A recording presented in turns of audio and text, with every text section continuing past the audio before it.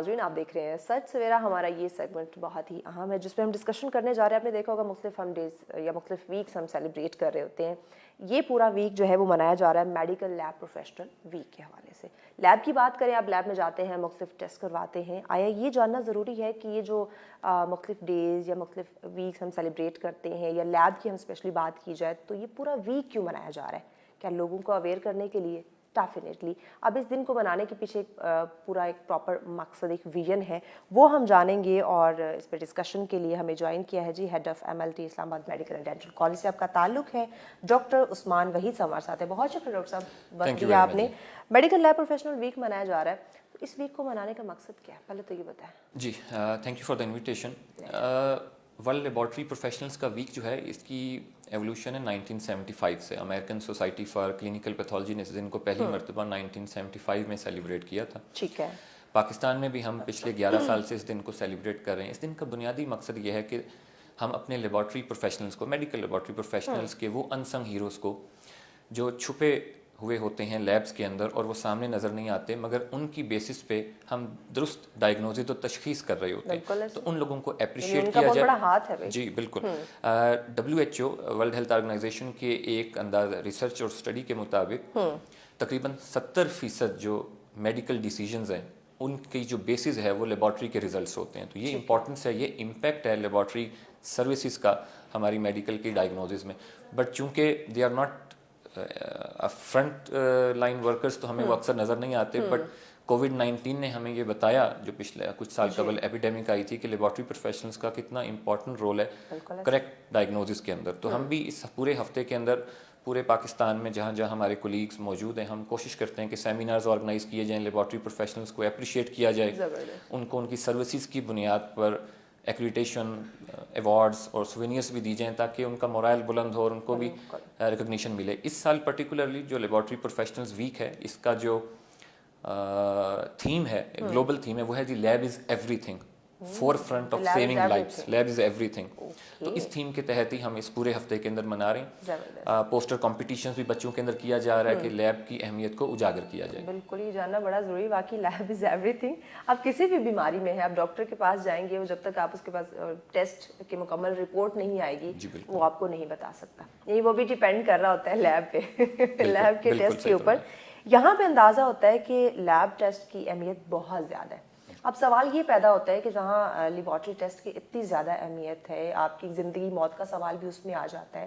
اگر آپ نے بیماری کو صحیح ڈائگنوز کر دیا, آپ نے صحیح ٹیسٹ دے دیا تو ویل اینڈ گڈ, اگلے کی جان بچ جائے گی. لیکن ٹیسٹ اگر آپ نے ذرا سا ادھر ادھر کر دیا, چھیڑخانی ہو گئی, تو اگلے کی جان جا سکتی ہے. سوال یہ پیدا ہوتا ہے کہ ہم دیکھتے ہیں ہمارے چھوٹے بڑے شہروں کے اندر یا دیہاتوں کے اندر گلی کوچوں میں لوگ چھوٹی چھوٹی لیب بنا کے, چھوٹی چھوٹی شاپس بنا کے بیٹھے ہوتے ہیں, وہاں پہ ٹیسٹ کیے جا رہے ہوتے ہیں. کیا ان ٹیسٹ کو ہم ویلڈ مان سکتے ہیں؟ جی بہت ہی پرٹیننٹ کویسچن ہے آپ کا.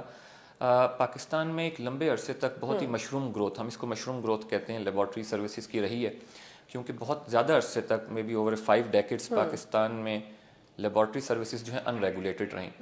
بٹ الحمدللہ پچھلے over the last 2 decades, specifically over the last decade اور سو, حکومت پاکستان نے, فیڈرل گورنمنٹ اور تمام پروونشل گورنمنٹس نے اس مسئلے کو سیریسلی ٹیک اپ کیا ہے. لیجسلیشنز بنائی گئی ہیں اور ریگولیٹری باڈیز بنائی گئی ہیں. فار ایگزامپل اسلام آباد میں ہیلتھ کیئر ریگولیٹری اتھارٹی ہے, پنجاب میں ہیلتھ کیئر کمیشن ہے, Sindh also has a health care commission, KP government has a health care commission. اور ان ہیلتھ کیئر کمیشن اور ریگولیٹری اتھارٹیز کا کام یہ ہے کہ تمام لیبارٹریز کو منیمم سٹینڈرڈس کے اوپر لایا جائے. اور جو لیبارٹریز منیمم سٹینڈرڈس کو, منیمم سروس ڈلیوری سٹینڈرڈس ہم کہتے ہیں MSDS, اگر ان کو یہ کمپلائی نہیں کر رہی, ان کے ساتھ ان کی کمپلائنس نہیں ہے, تو ان کو بند کر دیا جائے.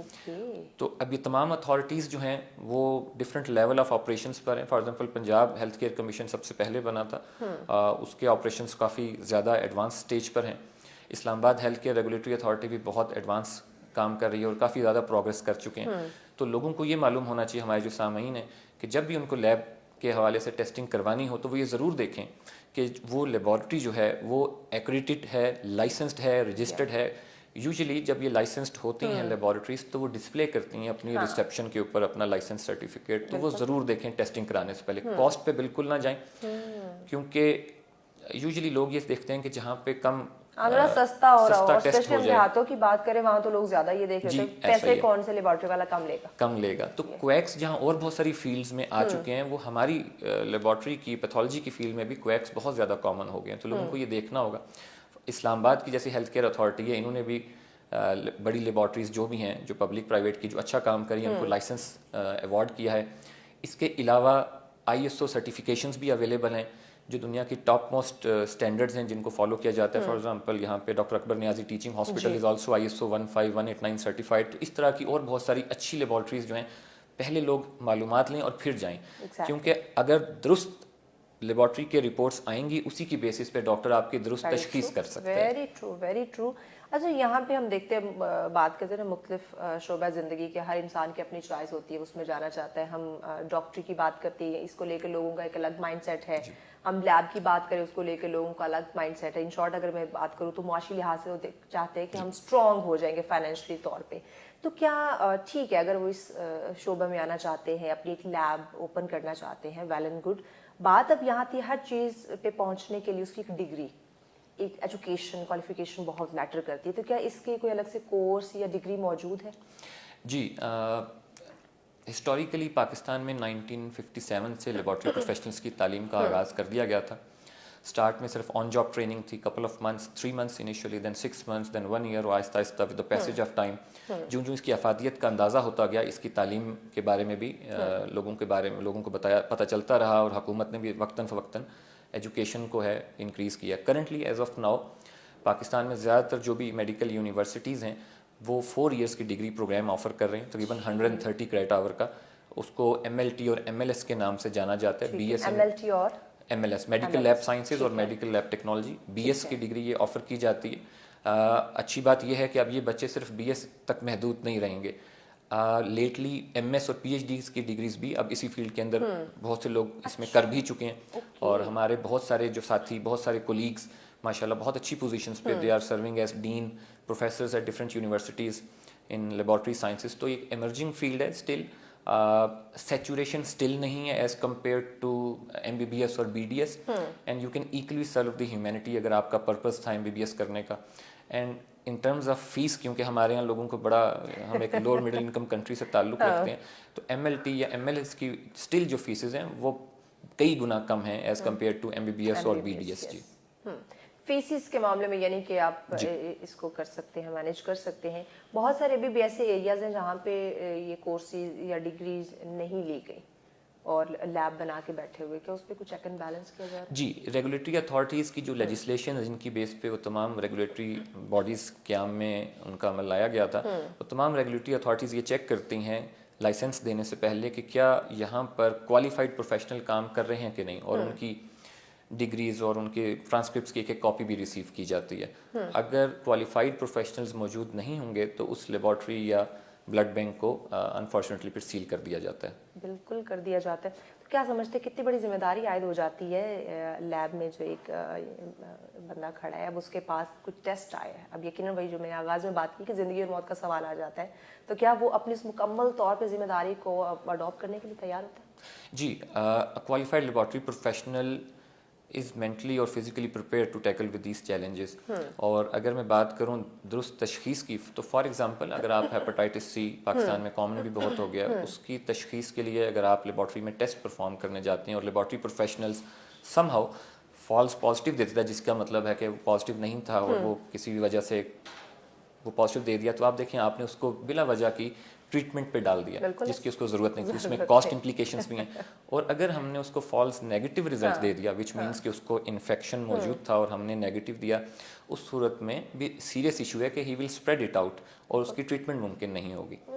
سو یہ بہت زیادہ ذمہ داری عائد ہوتی ہے ہماری حکومت وقت پہ, تمام پروونشل اینڈ فیڈرل گورنمنٹس پہ, کہ وہ ریگولیٹری اتھارٹیز کو پراپرلی اسٹرینتھن کریں, اور جو لیجسلیشنز اور ریگولیشنز ایگزسٹ کرتی ہیں ان کی امپلیمنٹیشن پہ زور دیا جائے. ضروری ہے. اچھا ڈاکٹر صاحب, جیسے ہر فیلڈ کی 6 مہینے بعد 1 سال بعد ٹریننگ ہوتی ہے, ہر چیز میں جدت آ رہی ہے, تو اس کی ٹریننگ دی جاتی ہے, تو کیا لیب میں کام کرنے والے یا جنہوں نے 4 سال کی ٹھیک ہے ڈگری لے رکھی ہے لیکن ٹائم کے ساتھ ساتھ انہیں ٹرین کیا جاتا ہے, جو جدت آ رہی ہے اس بارے میں بتایا جاتا ہے؟ جی, جو اچھے اسٹینڈرڈ کی اور کریڈیبل اور ریلائبل لیبارٹریز ہے وہاں کنٹینیوس میڈیکل ایجوکیشن CME کے نام سے ریگولر کیپیسٹی بلڈنگ انیشیٹوز لیے جاتے ہیں تاکہ جو بھی نئی ٹیکنالوجی, نیا اکوپمنٹ یا نیا ایسے نئی میتھڈالوجی مارکیٹ میں اویلیبل ہے انٹرنیشنلی, اس کی ٹریننگ یہاں پر پھر دی جائے.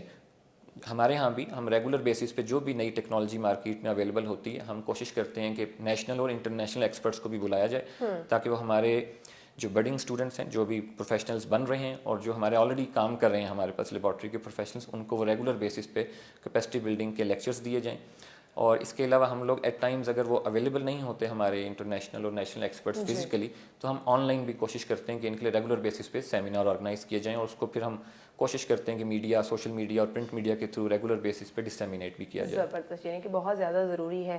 ہر فیلڈ میں مرد اور خواتین دونوں پائے جاتے ہیں. اس لیب پروفیشن میں دیکھیں تو کیا مرد حضرات کی تعداد زیادہ دیکھنے میں مل رہی ہے یا خواتین کی؟ آپ صحیح فرما رہی ہیں. ایکچولی یہ ٹرینڈ میں پچھلے 10-12 سال میں ٹرینڈ میں چینجز دیکھنے کو ملی ہیں. جب میں اسٹوڈنٹ تھا تو آئی ریممبر ہماری آئی تھنک 80% تک میل اسٹوڈنٹس ہی ہوا کرتے تھے اور 10 to 20% فیمیل اسٹوڈنٹس تھے. بٹ اب جب ہم نے پڑھانا شروع کیا تو 10-15 سال سے ہم نے یہ دیکھا ہے کہ اب زیادہ فیمیل اسٹوڈنٹس جو ہیں وہ MLT کے پروفیشن کو جوائن کر رہی ہیں. کیا سمجھتے ہیں, کیا ریزن ہوگی؟ ایک اوبیسلی بڑی کامن ریزن ہے کہ بچیاں زیادہ پڑھتی ہیں اور نمبر اچھے لے لیتی ہیں تو میرٹ پہ وہ پوری اترتی ہیں.